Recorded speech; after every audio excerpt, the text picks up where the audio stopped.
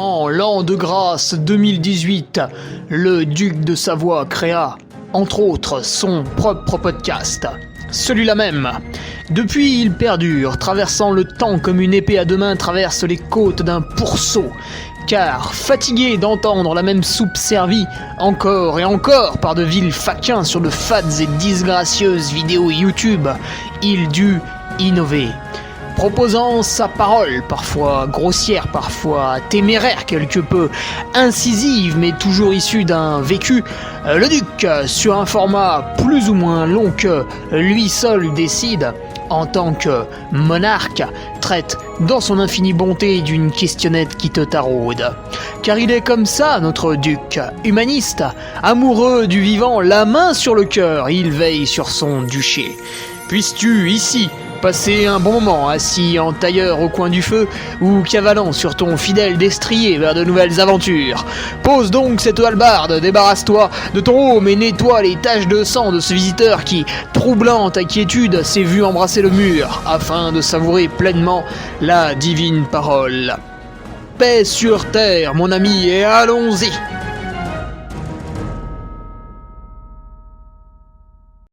Allez, bonjour à tous, on se retrouve pour le podcast de Ferrari, le podcast que c'est le mien à moi, numéro 214. Pourquoi le trail est-il un sport de blanc? Alors profitez bien de ce podcast, puisqu'après, malheureusement, j'irai en prison. Donc, c'est une question intéressante qui nous a été posée par Seb, alors j'avais pas le nom. C'est dommage, il aurait pu venir en prison avec moi. Mais c'est vrai, vous prenez le départ d'une course, vous regardez les gens autour de vous et ils sont quasiment tous blancs, de peau, très très peu de noirs, de maghrébins et d'asiatiques, enfin en France parce qu'on en reparlera des asiatiques. Alors pourquoi?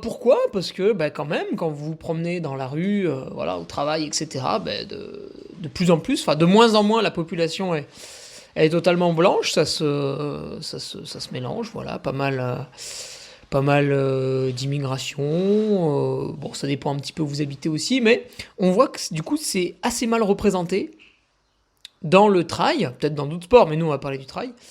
La mixité sociale de la France est assez mal représentée dans le trail. Alors on va voir un petit peu pourquoi, sans apporter de jugement, ce qui serait stupide. Qu'est-ce que je voulais, mes petits patriotes, les nouveaux patriotes, avec Mathias Gentil, que je remercie, Mollusque56, exceptionnel pseudo, Alexandre Penkler, Alexis Trébol, Romain Berriès, Benjamin Burle, qui revient, c'est bien Benjamin s'était égaré l'espace de quelques mois, il a rejoint le troupeau, Frédéric Pau, Geoffrey Cholet et Florent Longuet. Alors, les patriotes ont eu accès bien sûr à la revue de presse qui paraît tous les lundis et les articles du vendredi. Alors vendredi dernier c'était mon retour sur le trail du Saint-Jacques en fait, avec un truc assez rigolo, un espèce de mix entre un compte rendu et l'analyse que je faisais avant de pourquoi ça n'a pas marché. Donc j'ai mixé un peu de... Ça c'était sympa, c'était pas mal. Je crois que j'ai fait quand même 8 pages sur Word. Et ce vendredi, j'hésite entre plusieurs choses, mais il est très probable qu'on parte sur la planification avant l'UTMB, parce que vous êtes mi-juin, vous êtes à 2 mois et demi de l'UTMB, qui est l'objectif suprême majeur, et à 2 mois et demi de votre objectif suprême, vous prenez une grosse claque dans la gueule. Du coup, qu'est-ce que vous faites? C'est quand même troublant. Donc voilà, le coach a été appelé, le calendrier a été ressorti, comme pour un projet en informatique quand j'étais en bureau d'études, ingénieur. On a fait de magnifiques deadlines avec des jalons, comme on dit. Bon, on n'est pas allé jusqu'à faire un diagramme de Gantt, mais sur l'application Nolio, on n'en était pas loin. Donc voilà, ça ce sera pour ce vendredi sans doute. Et puis sinon, côté événement, au micro, je serai sur le Grand-Duc de Chartreuse ce week-end, donc dimanche 26 juin. C'est tout de même une épreuve qui en est à sa 33e édition. 33e édition, donc on doit être avec le Covid et 2-3 autres bêtises à plus de 35 ans d'existence. Ça se respecte. Ça se respecte. Un format rigolo qui est toujours le même depuis de nombreuses années. C'est-à-dire que vous avez un 80 km, bon ça on connaît, mais vous pouvez aussi faire ce 80 km en relais à 5, c'est quand même très très rare. Vous pouvez aussi le faire en relais à 2, donc c'est vraiment... Et vous avez des relais, il y en a un qui est quasiment que du plat, il y en a un c'est que de la montée, l'autre c'est que de la descente, donc c'est... Voilà, on peut vraiment créer des équipes très drôles. Et voilà, ça va être 300-400 coureurs ce week-end qui vont aller s'amuser dans la Chartreuse. Alors, ce trail se délocalise un petit peu chaque année.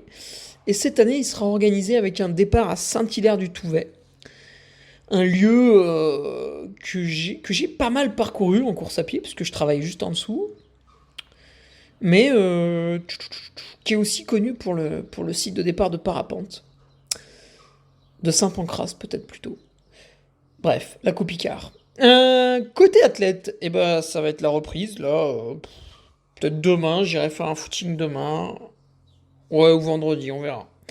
Mais ça va être l'heure de la reprise.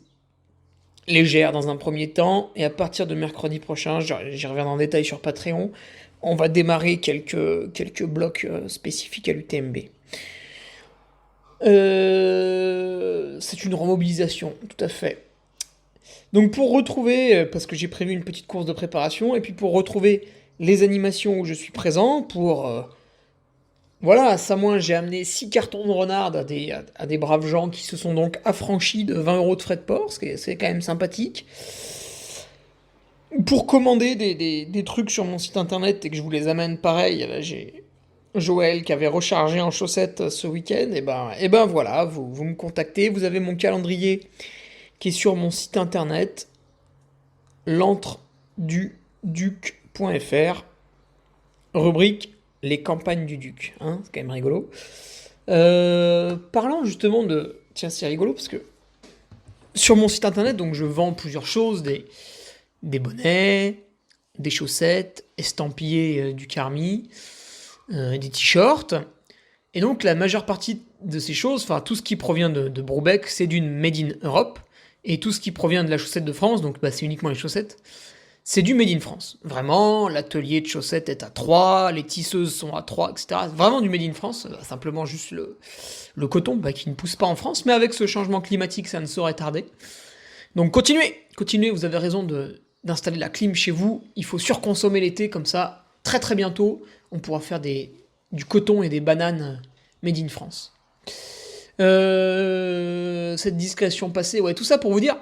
Donc je propose du Made in Europe et du Made in France sur mon site internet. Donc voilà, je mets en valeur deux marques, la Chaussette de France et Broubec, qui sont des constructeurs plutôt sains donc. Et finalement, au lieu de dire, voilà, eux ils font ça, regardez à quel point ils sont géniaux, qu'est-ce qui se passe? Il y a plein de monde qui m'alerte sur d'autres entreprises qui font du Made in Europe, sur d'autres entreprises qui font du Made in France. Donc on peut citer le concurrent de la Chaussette de France, c'est BV Sport qui travaille à Saint-Étienne. Donc c'est intéressant parce que du coup, moi je vous donne l'exemple, je vous dis regardez, un tel fait du Made in France, c'est quand même vertueux, c'est joli, patati patata. Regardez, un tel fait du Made in Europe. Alors pourquoi Europe et pas France? Parce que l'atelier, il n'y en a pas des assez grands en France, blablabla. J'étais revenu sur les raisons de Broubec dans un podcast en automne dernier. Mais néanmoins, voilà, on est en Pologne, on n'est pas très loin, c'est des gens payés décemment, etc. C'est pas des enfants qui travaillent non plus. Bref. Et du coup, on me dit, il y a telle autre marque qui travaille aussi en France, alors eux, ils sont plus au Portugal, alors eux, ils sont plus en Espagne, patati, patata. Et j'ai envie d'enquêter un petit peu sur la marque de Kylian, normal. Donc les bureaux d'études, j'ai cru comprendre que c'était à Majorque ou quelque chose comme ça. Mais est-ce qu'ils ont des ateliers qui sont en Espagne? Ça, ce serait vraiment très intéressant. Donc voilà, ça permet de se cultiver, d'être curieux et finalement de relever tout un tas de gens qui travaillent très bien. Et finalement donc, ce que je voulais dire, c'est qu'en citant une marque qui travaille bien, eh bien les gens qui m'écoutent, qui me regardent, me disent il y a aussi machin, il y a aussi machin. Et du coup, on se crée un cercle de connaissances tout à fait intéressant. Donc... voilà pourquoi il est intéressant de créer des cercles vertueux, c'est que l'un appelle l'autre et on reste entre gens intéressés et intéressants. Plutôt que de dire ouais mais lui c'est un gros cochon, il fait du made in Taiwan, quel porc. Ça, ce n'est pas constructif. Bon, je crois que j'en ai fini avec la présentation. On va pouvoir maintenant faire du racisme décomplexé. Non, je plaisante. Avec cette question, pourquoi le trail est-il un sport de blanc? Alors, si quelqu'un de néophyte m'écoute, à aucun moment on interdit aux gens de couleur de participer aux compétitions. Vraiment à aucun moment. Tout le monde s'inscrit de manière totalement libre. C'est juste que, bah, quand on est au départ d'une course, on fait le constat, autour de nous, il n'y a que des blancs. De temps en temps, il y a un noir, de temps en temps, il y a un maghrébin. De temps en temps, il y a des juifs. C'est très rare, mais c'est sur le trail de Tignes. Parce qu'il y a une très grosse communauté juive à Tignes l'été, parce qu'ils ont un mois à se ressourcer en montagne, et puis voilà, bah, il y a une très grosse communauté qui est à Tignes. Et c'est des gens qui s'intéressent un peu à tout. Et de temps en temps, t'as des jeunes, tout ça, là, qui viennent faire la course, et qui sont très doués. Il y en avait un là en junior, il avait fait le top 10 sur le 13 km. Voilà. Mais bon, quand vous regardez autour de vous, bah, c'est que des blancs autour de vous. Voilà. Alors pourquoi Je pense qu'on va différencier deux cas de figure. Premier cas de figure, j'ai soif. Premier cas de figure, c'est les grands champions, c'est les élites, c'est les athlètes de haut niveau, ceci, cela. Et là, bah, c'est pareil, hein, c'est comme pour les autres, t'as que des blancs. Bon, de temps en temps, t'as un Camerounais, Eric Mbacha, qui vient, mais c'est une goutte d'eau dans l'océan. Enfin, il n'y a que lui, quoi. Il n'y en a pas 50. À la limite, en pinaillant sur Patreon, on avait trouvé 2-3 autres Kenyans qui tenaient à peu près la route. Oui, c'était des Kenyans d'ailleurs. C'était ni éthiopien, ni camerounais. Vraiment Kenyans. Donc sur Patreon, on a fait un article là-dessus. Les forces noires en devenir. Ou qui ont existé et qui ne font plus. Donc on avait fait un très bel article là-dessus sur Patreon avec la collaboration d'Alexandre Viol. Mais là, alors vous allez me dire, ouais mais à Zegama, il y en a eu 2 dans le top 10. D'accord. Mais enfin, ça fait quand même 8 blancs à côté. Ah non, il y avait un Marocain. Bah ça fait quand même 7 blancs à côté. Ça reste une grande majorité. Et après, vous regardez passer tout le peloton, bah c'est pareil. De temps en temps, vous avez un noir, un maghrébin, mais c'est extrêmement rare. Alors pourquoi les grands champions ne sont pas, voilà, il y a beaucoup de Kenyans, d'Éthiopiens qu'on voit sur les marathons. Et d'ailleurs, à ce moment-là, sur un marathon, dans le top 10, c'est très rare de voir un blanc. Tu vois, on peut retourner le truc. Alors, dans cette catégorie de grands champions, pourquoi ils sont ils sont capables de courir. On le voit sur le marathon, ils courent très très vite. On le voit sur le 10 000 mètres, ils courent très très vite. Sur le 5 000 mètres, sur le sprint, ce que tu veux. Et pourquoi ils sont pas en trail, ces grands champions? C'est facile. C'est parce qu'en trail, on ne gagne pas d'argent. On vivote. Voilà, vous gagnez du TMB, vous gagnez 2000 euros. Ça fait rêver qui en Afrique? Personne, ils en ont rien à secouer. Les mecs, ils ont un bon niveau. Si jamais ils perdent, c'est que c'est l'élite mondiale. Pour venir serrer des paluches au départ du marathon de Berlin, ils vont demander un petit billet de 100 000 euros. Hein? Et ça, c'est pas pour finir le marathon. C'est pour venir serrer des paluches. Après, vous avez une prime si vous finissez le marathon. Vous avez une prime au temps et vous avez une prime au record. Bon, on n'est pas sur le salaire de Kylian Mbappé, mais enfin, par rapport à François Den, on est quand même largement au-dessus. Alors, c'est peut-être un petit peu faux, parce que François, il s'assoit surtout sur ses sponsors, plus que sur les primes de course. Mais voilà, des marathons, vous pouvez en faire peut-être 4 dans l'année, plus si vous les faites en dilettante et que vous venez juste prendre la prime de participation. Et du coup, ils vont diviser leur salaire par 100. Ils vont diviser leur salaire par 100 en allant sur des trails. Vous qui m'écoutez aujourd'hui, vous êtes salarié, je sais pas, vous êtes infirmier, vous êtes ouvrier dans le BTP, vous êtes enseignant, ce que vous voulez, vous avez un salaire tous les mois. Voilà, vous touchez 2500 euros par mois, ce qui est un bon salaire. Vous le divisez par 100, ça fait 250 euros par mois. Vous voyez où il est le problème là? Vous comprenez tout de suite pourquoi ils préfèrent faire du marathon et pas du trail? Hein? Bon, c'est quand même évident. Donc voilà, pourquoi nos grands athlètes qui nous viennent de l'Afrique noire, les Maghrébins, j'ai l'impression qu'ils sont plus sur du demi-fond que sur du marathon, quand je regarde les championnats du monde d'athlétisme. Mais bref, Nos concurrents du continent africain qui sont de très grands champions. Il suffit de regarder le record du monde de marathon d'Eliud Kipchoge, hein, c'est quand même... voilà, je pense que moi je tiens pas 5 minutes à cette allure. Donc voilà, c'est très impressionnant, mais ils sont pas là en trail, à cause de l'argent. Alors maintenant, et puis ceux qui sont là, c'est parce qu'ils sont vraiment passionnés, ou qu'ils ont eu une enfance particulière, ou qu'il y a eu une culture, ou que finalement leur famille est relativement aisée, enfin aisée entre guillemets par rapport aux autres, donc ils viennent plus par passion que par gain financier. Alors maintenant, partie 2, ce qui fait un petit peu la richesse du peloton, c'est Monsieur Tout-le-Monde. Parce que quand vous avez le départ d'une course, donc par exemple ce week-end je vais animer le Grand-Duc de Chartreuse, sur le 80 km il y a Arnaud Chartrain au départ, derrière on peut pas dire que ce soit des élites. D'ailleurs je n'aime pas ce terme, qui fait très aristocrate. Et je méprise l'aristocratie très fortement.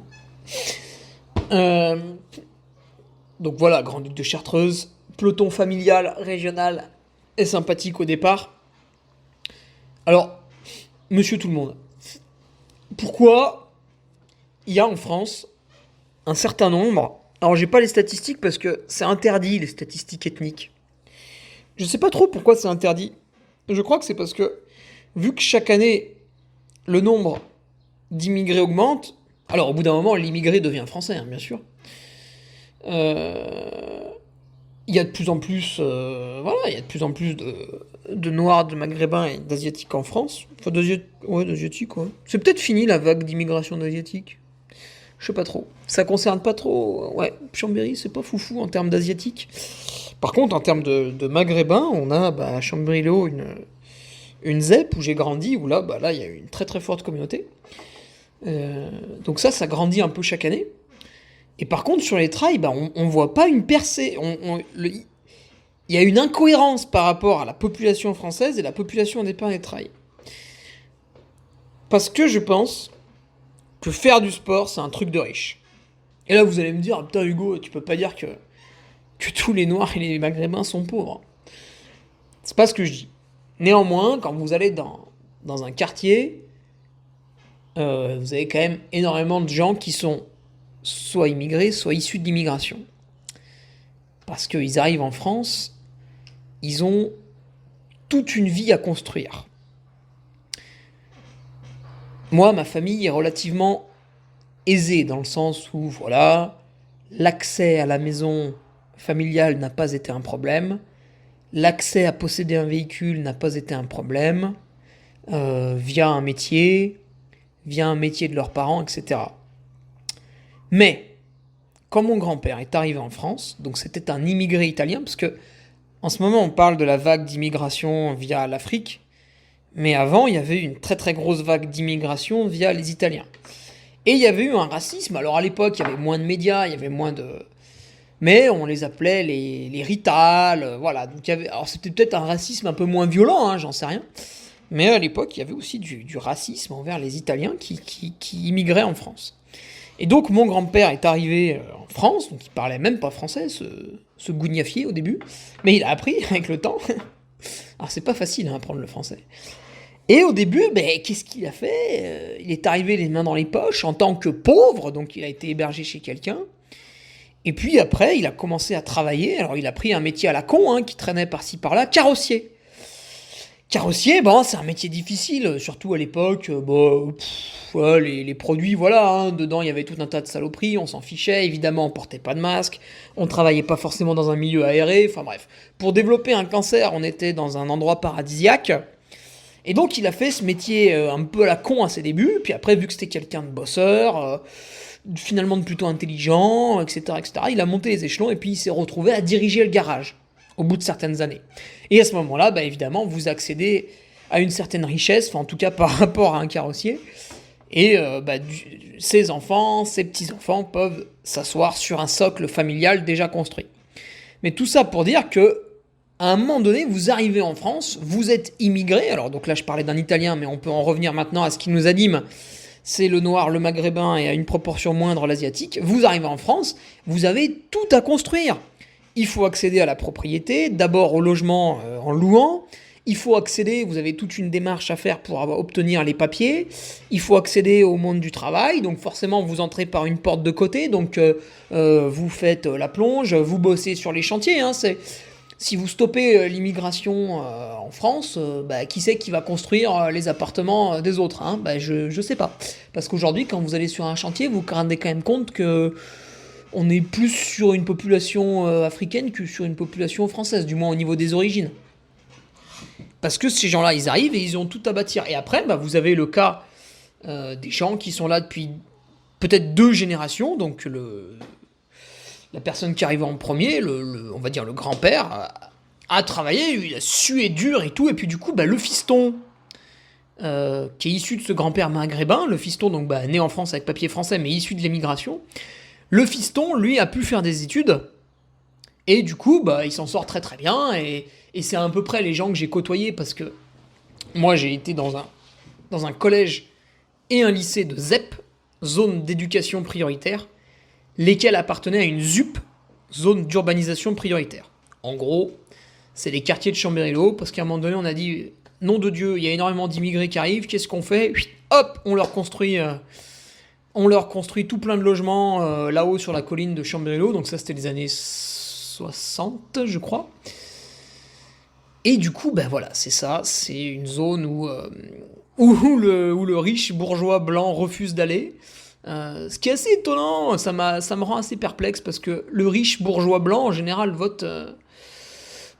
il vote à gauche en disant l'immigration c'est génial, et puis quand faut aller habiter dans une zone ZUP, là il y a plus personne. Et je le sais, j'habite à 500 mètres. Donc c'est assez rigolo cette ambivalence dans le discours de certaines personnes, un petit peu comme quelqu'un qui prône l'écologie puis qui installe une clim chez lui, tu vois. C'est amusant, voilà, c'est amusant, voilà, faites ce que je dis, mais pas ce que je fais.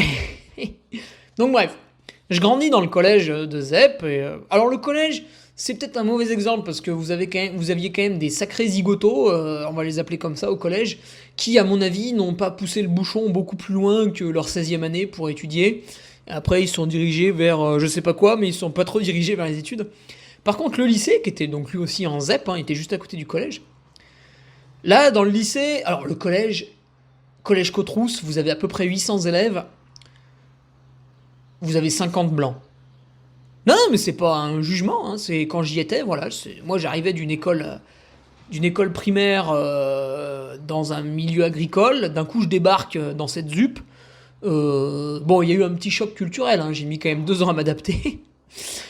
D'un coup, oh putain, tous mes potes, ils sont vachement plus bronzés qu'avant.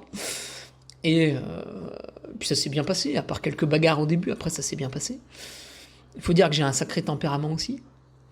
Et donc, dans ce lycée de ZEP, à l'intérieur de cette ZUP, vous avez des gens qui ont pu faire des études, mais pourquoi? Parce que leurs parents, ou leurs grands-parents, pour ceux qui avaient une famille vraiment installée depuis longtemps, eux ont trimé en venant de l'immigration pure et dure. Et c'est une fois installés que les générations d'après peuvent accéder aux études, même si en France elles sont quand même pas mal financées, il y a un léger coût quand même, parce qu'avant, tout bêtement, quand votre gosse il était un peu grand, il travaillait au magasin avec vous, comme on le voit beaucoup dans les milieux asiatiques aussi. Donc voilà. Au lycée, je dirais, j'avais tout un tas d'amis noirs, maghrébins, ce que tu veux, qui faisaient un peu les mêmes études que moi, première S, terminale S, puis vous en aviez aussi bien sûr en économique et sociale, peut-être en littéraire, c'était plus les filles en littéraire, mais... Et donc après, qui accédaient au même métier de bureau que moi, que je retrouvais en DUT, que je retrouvais en école d'ingénieur, donc là il n'y avait plus de soucis, tu vois, ils avaient gommé un peu cette aspérité, et aujourd'hui, c'est ces gens-là, en fait, qu'on retrouve aussi en sport, c'est eux qui font les rares personnes de couleur sur les trails. Donc j'ai quelques exemples avec de bons amis. Alors ça va faire un peu raciste de dire ça, mais j'ai mon ami noir et mon ami arabe en trail. Non, enfin j'en ai même plusieurs, mais j'en ai 2 qui me viennent à l'esprit. Un parce que c'est un gros barbare qui boucle l'échappée belle malgré un emploi du temps familial et professionnel débile, parce que le gars a 3 enfants parce que le gars est infirmier, le mec fait de l'ultra, enfin voilà, il est assez incroyable. Et l'autre, c'est pareil, le mec bosse sur les chantiers, il a, peut-être je me souviens plus, c'est 1 ou 2 enfants. Et en parallèle de tout ça, en fait, il arrive à faire des trails. Alors lui, il est plutôt sur les formats marathon, trail court. Mais voilà, bah, c'est des vies incroyables aussi. Mais ils sont rarissimes. Ils sont rarissimes en trail. Alors pourquoi? Ben, je vous ai déjà fait un peu le topo de, pour ceux qui ne le savent pas, hein, qu'est-ce qui se passe quand un immigré arrive en France. Donc je vous ai cité mon cas personnel avec mon grand-père qui nous venait d'Italie, puis le cas que j'ai pu observer lorsque j'ai passé toute mon adolescence en fait dans un milieu ZUP-ZEP.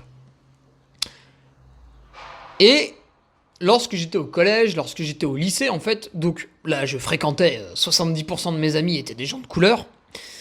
Euh, Enfin, ils le sont toujours d'ailleurs, c'est toujours mes amis. Leurs idoles, c'était qui? C'était des footballeurs. Alors c'était rigolo parce que moi j'aimais pas trop le foot, mais on s'entendait quand même. On parlait d'autres choses. Ouais, des fêtes surtout. Donc leurs idoles, ouais, c'était plus les footballeurs. Tout ça. Alors pourquoi c'était les footballeurs? C'est quand même marrant. Parce qu'en fait, dans ces quartiers, donc c'est des grandes tours, c'est des grandes barres d'immeubles, c'est les HLM, tout ça. Si tu veux, il n'y a pas cours de karaté, il n'y a pas. Hein. Y a... Si tu veux pratiquer du sport, en fait, tu as un espèce de terrain. Alors maintenant, là, je salue la mairie de Chambéry et les quartiers de Chambéry-Lo ont été refaits il y a 6-7 ans. Et ils sont vraiment très beaux maintenant. Et voilà, d'ailleurs, l'immobilier m'intéresse beaucoup là-bas dedans. Il y a un signe qui est très fort à Chambéry-Le-Haut, c'est que vous avez une communauté qui est quasiment à 100% issue de l'immigration. Et quand les quartiers ont été refaits il y a 6-7 ans, donc ils ont refait les isolations, ils ont refait des jardins extérieurs, ils ont refait les peintures des bâtiments, ils ont mis en place à l'extérieur les poubelles, les composts. Il y a vraiment, il y a tout ce qu'il faut. Depuis, hein, en 6-7 ans, hein, il n'y a pas eu de tag. Des tags. Il n'y en a pas.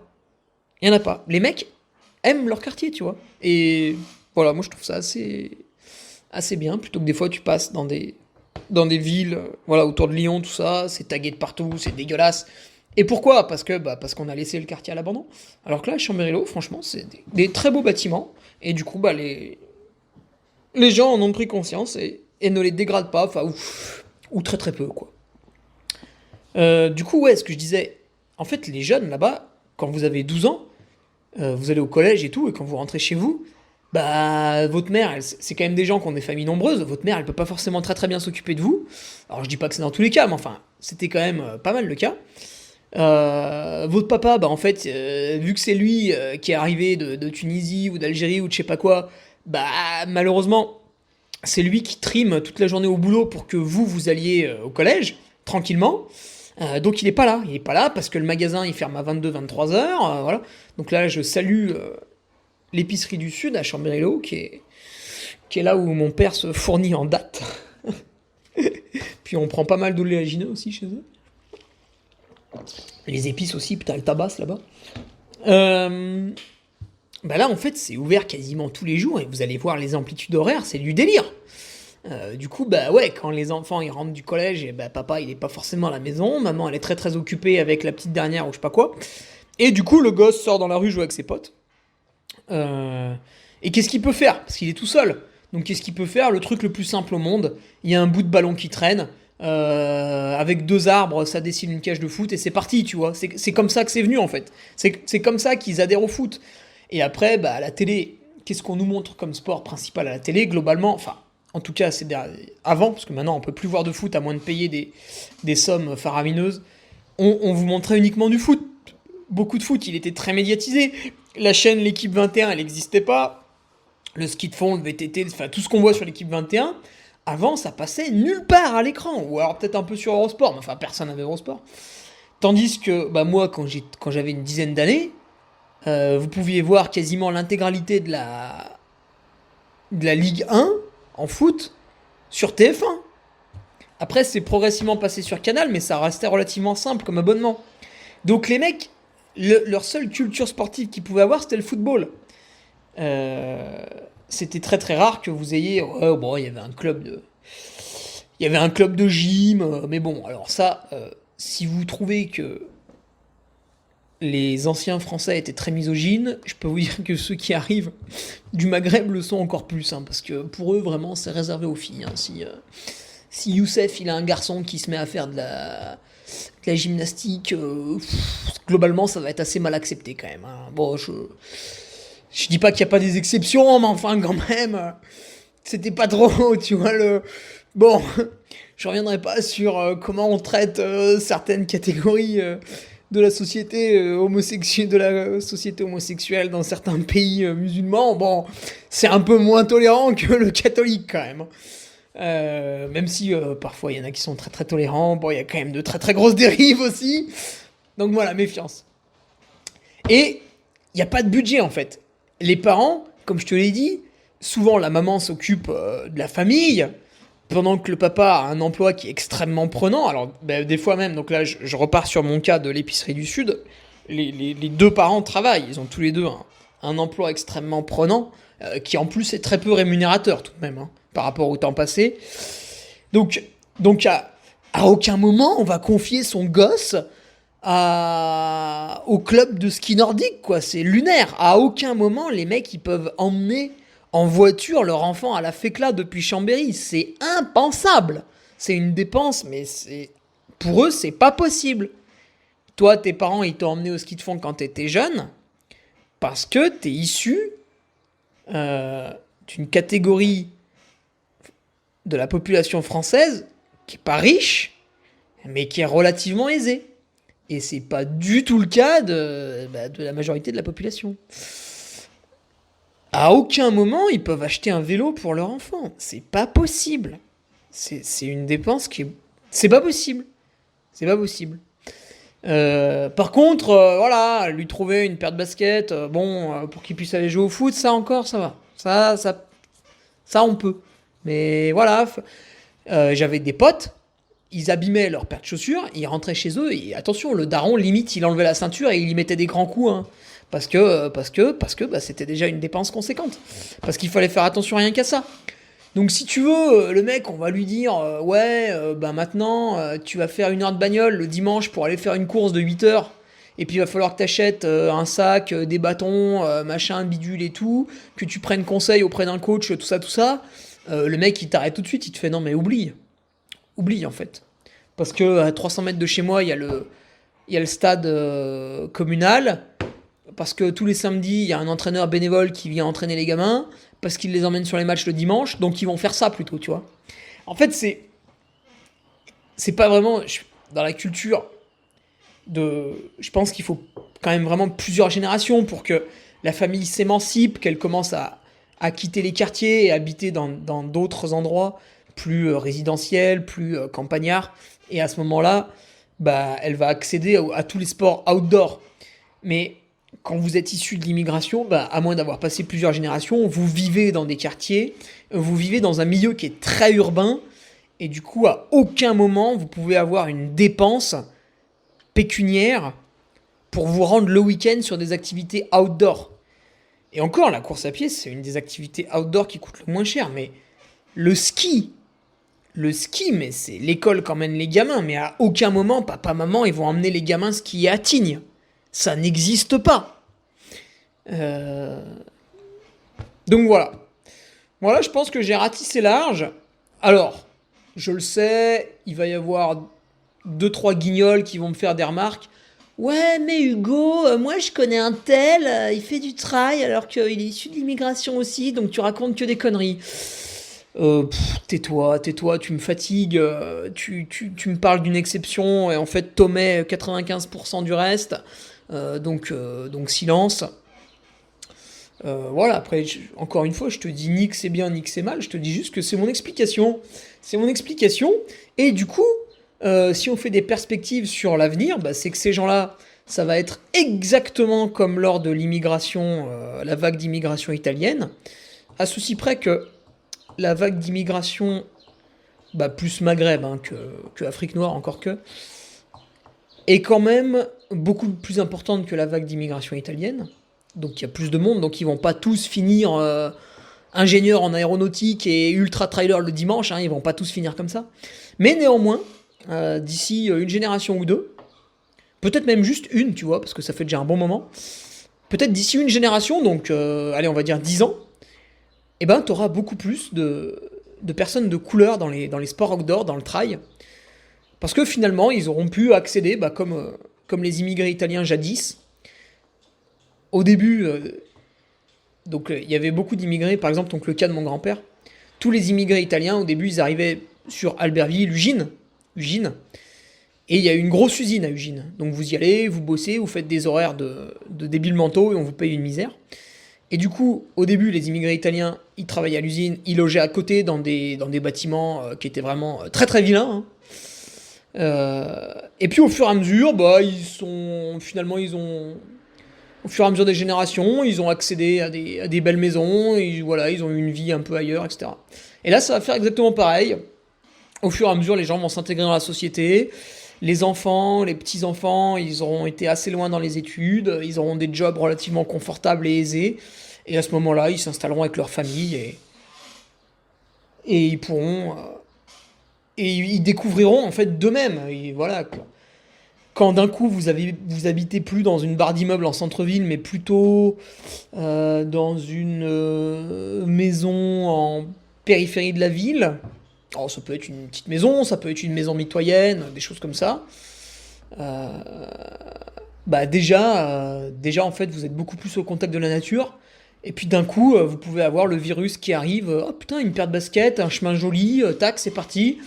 L'affiche dans la ville qui parle de la course qui est organisée tous les ans, et paf, c'est parti. Et voilà, c'est comme ça que le virus prend. Et quand vous êtes cloîtré dans des barres d'immeubles parce que c'est votre papa qui vient d'arriver en France il y a 5 ans et que pour l'instant c'est encore un peu la galère, faire du trail running, de 1, c'est pas la priorité, et de 2, ça vous vient pas trop à l'esprit, quoi. Voilà, c'est mon explication. Pourquoi le trail est-il un sport de blanc? Donc pour moi, c'est une fatalité pour l'instant, mais ça va changer. Ça va changer avec le développement de cette population au fil des années. Voilà, donc il n'y a pas lieu de s'inquiéter. Nous ne sommes pas...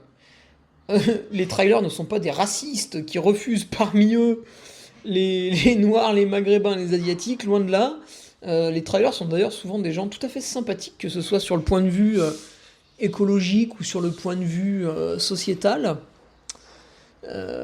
Donc c'est simplement qu'il faut laisser ces gens percer dans la vie, il faut laisser ces gens s'installer tranquillement, se développer, installer, faire prospérer leur famille, et une fois que tout ira bien pour eux, je pense que naturellement ils vont se tourner vers le trail ou d'autres sports outdoor. Là. Moi j'en croise de plus en plus en randonnée autour de la Croix du Nivolège. Voilà, l'autre fois il y avait un groupe de 4 personnes qui devaient être d'origine maghrébine au vu de la couleur de leur peau, je pense. Et ils étaient là en train de se prendre en photo en haut de la Croix du Nivolet, et ça vient, tu vois, ça vient, petit à petit, ça vient. Donc pourquoi le trail est-il un sport de blanc? J'ai envie de dire aujourd'hui, mais demain, ce sera différent. Il sera aussi mixte que l'est la société française aujourd'hui. Voilà, je te laisse là-dessus, Seb. Les rageux, continuez à vous exciter chez vous, ça m'amuse beaucoup. Et puis sinon, si certains ont des remarques pertinentes avec des petites anecdotes de vie à me raconter, si certains sont issus justement de l'immigration et veulent me parler un peu de leur chemin de vie, tu vois, pourquoi eux sont venus au trail et pas leurs potes, ça peut être intéressant. Écoute, on se fera un petit droit de réponse avec un immense plaisir. Je vous laisse là-dessus, rendez-vous vendredi les Patriotes pour cette fois-ci, mon petit planning en vue de l'UTMB. Salut. Tu viens d'écouter le podcast du Duc de Savoie. Si tu souhaites approfondir avec de pertinents articles d'éminents spécialistes, rejoins le Patreon. Tu feras ainsi partie, en tant que fidèle patriote, de la très prestigieuse Duke Army. Si l'humour est ton leitmotiv et que tu n'as peur de rien, viens sur l'Instagram. Si tu veux espionner le Duc, car tu es vil et sournois, son Strava est également à ta disposition. Enfin, si tu es vieux, presque sénile et ou débute dans les réseaux sociaux, contente-toi de suivre sa divine page Facebook, les liens sont dans la description, que Dieu te garde, et à la semaine prochaine.